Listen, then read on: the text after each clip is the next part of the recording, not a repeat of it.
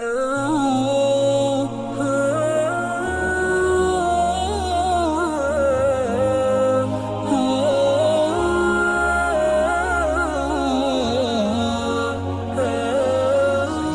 کی روایت ہے کہ اللہ ارشاد فرماتا ہے جس نے میرے ولی کے ساتھ عداوت رکھی میرا اس کے ساتھ اعلان جنگ ہے۔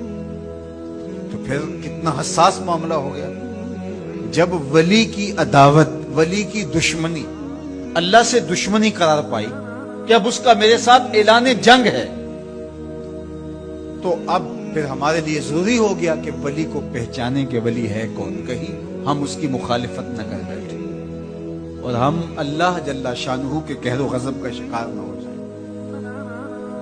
تو یہاں اسی حدیث میں جو بخاری کی میں نے آپ کے سامنے رکھی کہ میرا بندہ فرائض کی ادائیگی کے بعد کثرت نوافل سے میرا قرب حاصل کر لیتا ہے، پھر آنکھیں اس کی ہوتی ہیں، قوتیں میں ڈال دیتا ہوں، ہاتھ اس کے ہوتے ہیں لیکن پکڑنے کی توانائی خاص اس میں ڈال دی جاتی ہے۔ فَكُنْتُ سَمْعَهُ الَّذِي يَسْمَعُ بِهِ، کان اس کے ہوتے ہیں لیکن وہ میری اس دی ہوئی خاص قوت سے سنتا ہے۔ ہاتھ اس کے ہوتے ہیں لیکن پکڑائی کی قوت خاص طور کے اوپر میں اس میں ڈال دے۔ پاؤں اس کے ہوتے ہیں لیکن وہ میری عطا کردہ خاص قوت سے چلتا ہے۔ آصف بن برخیہ آنے واحد کے اندر تخت بلقیس لے آیا کہ نہ لے آیا؟ قرآن نے بیان کیا ہے نا، آنے واحد میں 1 مہینہ جاتے ہوئے لگتا تھا، 1 مہینہ آتے ہوئے لگتا تھا۔ حضرت سلیمان علیہ السلام نے کہا کہ بلقیس آ رہی ہے، بس وہ شہر سے باہر پہنچ گئی ہے، تو کوئی ہے جو اس کا تخت لے کر آئے، اس کے آنے سے پہلے حاضر کر دے۔ اور وہ تخت مکفل کر کے آئی تھی، 60 ہاتھ چوڑا تھا، 80 ہاتھ لمبا تھا اور کئی ہاتھ موٹا تھا۔ تو کہا کوئی ہے جو اس کے آنے سے پہلے لے آئے؟ قال عفریت من الجن، ایک جن کھڑا ہو گیا کہ آج حضور میں لے آتا ہوں۔ کب لاؤ گے؟ کہا کہ مجلس برخاست ہونے سے پہلے تخت آ جائے۔ بڑی بات تھی، لیکن سلیمان نے کہا نہیں، مجھے اس سے بھی پہلے چاہیے۔ کیا شان ہے، پیغمبر نے کہا مجھے اس سے بھی پہلے چاہیے۔ تو پھر کیا ہوا؟ قرآن پڑھیے، قال الذی عندہ علم من الکتاب، جس کے پاس کتاب اللہ کے علم کا کچھ حصہ تھا۔ زبور ساری کا عالم نہیں تھا، زبور کی کچھ آیتوں کا عالم تھا۔ اس نے کہا آنا آتی کا بے، جی حضور میں لے آتا ہوں۔ یہ تو دوپہر تک لا رہا ہے، تم کب لاؤ گے؟ کہا قبل ان یرتد الیک طرفک، آپ آنکھ بعد میں جھپکیں گے، تخت پہلے پڑا ہوگا۔ یہ قرآن نے کہا ہے نا۔ اور ابھی حضرت سلیمان نے آنکھ جھپکی نہیں تھی تو تخت سامنے پڑا تھا۔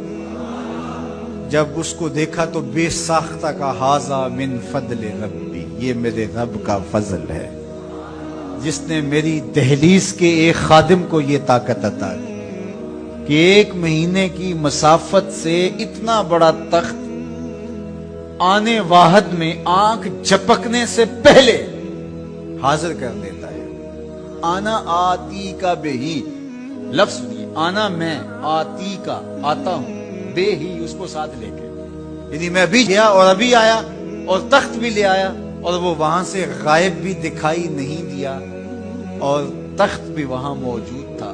اور حضرت سلیمان نے کہا کہ یہ میرے رب کا فضل ہے، اور اس کہانی کو میرے رب نے قرآن میں بیان فرمایا۔ جو کرامات پچھلے انبیاء علیہ السلام کی امتوں کے اولیاء کو حاصل تھی، وہ اس امت کے اولیاء کو بھی حاصل ہو سکتی۔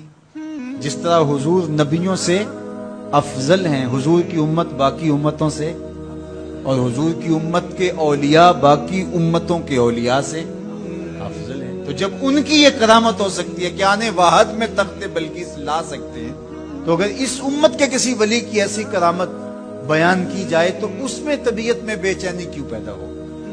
یہ تو حضرت سلیمان کی امت کے ولی کو بھی اللہ کمال دیا ہے، تو محمد عربی کے غلام کو کیوں نہیں دے سکتا؟ تو جو حضرت شاہ نقشبند بخاری علیہ رحمہ کا ذکر کیا جاتا ہے کہ جب آپ کی خادمہ کو اور آپ سے عقیدت کا دھم بھرنے والی خاتون کو کابل میں محل کی چھت سے دھکا دے دیا گیا، اور جب وہ نیچے پہنچی تو حضرت شاہ نقشبند بخاری علیہ رحمہ نے اس کو جو ہے وہ آسانی کے ساتھ زمین پہ رکھ دیا، تو حیرت سے آنکھیں پھٹی رہ جاتی ہیں اور پوچھتی ہیں کہ آپ کب آئے، آپ تو بخارے میں تھے؟ تو برجستہ بولتے ہیں تو از چبارہ آمدی من از بخارا آمدہ، تو چبارے سے چل پڑی تھی، میں بخارے سے چل پڑا تھا۔ تو یہ حضور کے غلاموں کی شان ہے، اور یہ کوئی جو ہے وہ بعید نہیں ہے۔ باقی رہی بات جی عقل نہیں مانتی، تو معجزہ اور کرامت ہوتے ہی وہی ہیں جو عقل انسانی کو عاجز کرتے ہیں۔ جو عقل میں آ جائے وہ تو فن ہوگا۔ ما یعجز بہ العقل، عقل کی جہاں پہنچ نہ ہو، جو ظاہری اسباب سے ماورا ہو، جو چیزیں ما فوق الفطرت ہوں، تو انہیں ہی تو کرامت، قدرت یا معجزہ کہا جاتا ہے۔ اور اگر وہ عقل اور فہم اور ادراک میں آ جائیں تو پھر جو ہے وہ کیا ہو، تو اس کی نظیر ہمارے پاس قرآن میں موجود ہے۔ اب اللہ کا ولی کون ہوگا؟ حضور علیہ السلام سے پوچھا گیا، ابن مردوی اور باقی لوگوں نے روایت کیا کہ حضور ولی کون ہے؟